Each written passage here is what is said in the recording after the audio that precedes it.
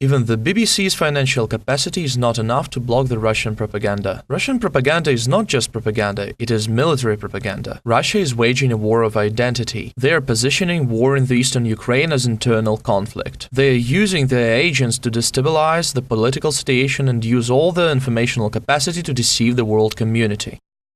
This is a hybrid war. It has two basic directions. First is military operation and capturing of territories. Second is informational and psychological operation. Russian propaganda has three goals. First, destabilization of the political situation in Ukraine. Second, misleading the international community. Third, to ensure maximal support of Putin and his policy by Russian people.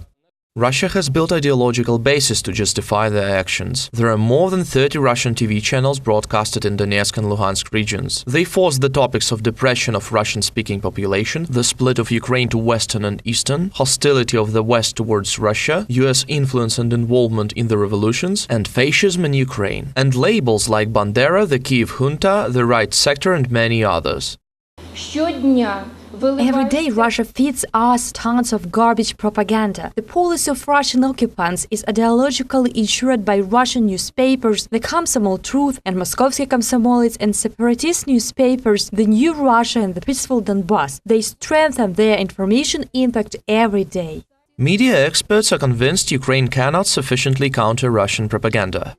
Speaking of countermeasures in Ukraine, there are none. First, many initiatives are voluntary. The state does not invest money in it. Second, the countering is based on the classic journalist work. They just report what happens. No special operations or counter-propaganda.